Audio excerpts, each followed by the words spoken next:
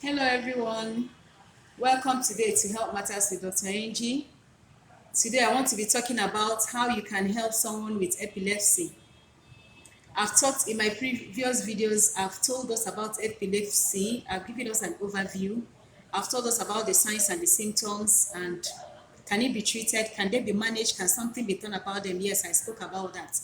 So today I want to tell us about how to help someone with epilepsy. What I mean is you're walking by the wayside and you come across someone that has epilepsy and the person suddenly falls and starts jerking. Like it's a common thing, I'm sure most of us have seen them.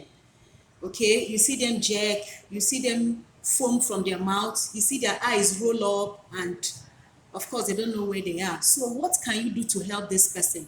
It's not a time to start doing some harmful practices I've seen and I've heard of.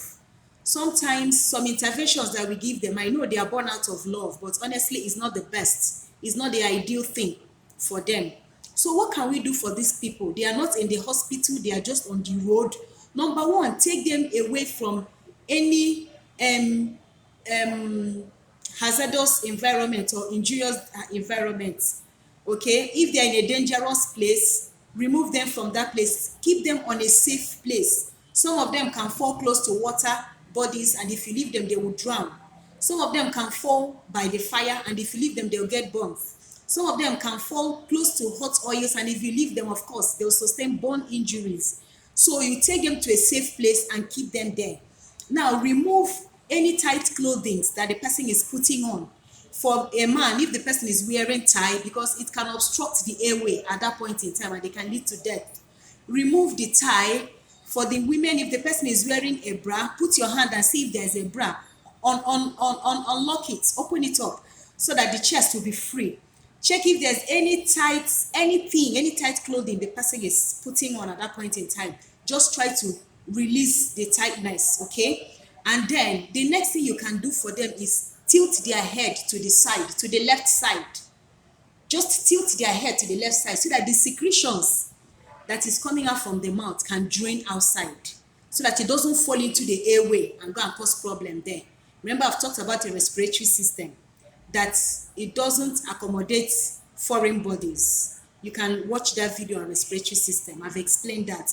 So that foam and that secretion, that water or anything you call it, that is coming out from their mouth at that point in time, when it gets into the airway, into the respiratory system, is a foreign body and it can cause aspiration pneumonitis. It becomes a problem on its own. So keep their heads by the left and let the secretion be draining out, and just leave the person. Move the person away from any dangerous environment. Remove tight clothing, tilt the head to the left side. That is basically all you can do for these people. Allow them.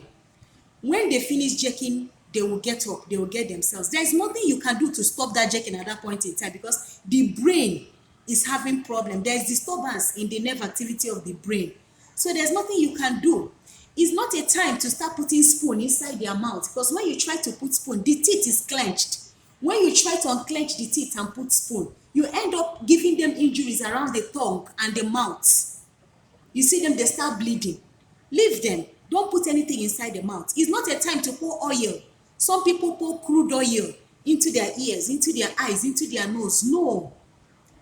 The crude oil is not going to do anything. In fact, it's going to cause more harm than good.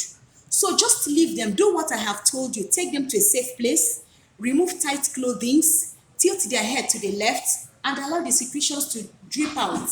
And with time, they will get themselves. If you're able to stay there until the activity ends, just tell the person, go see a doctor. There are doctors that are specialists in handling them. And when they start meeting such doctors, the seizure occurrences reduces and they live a normal life.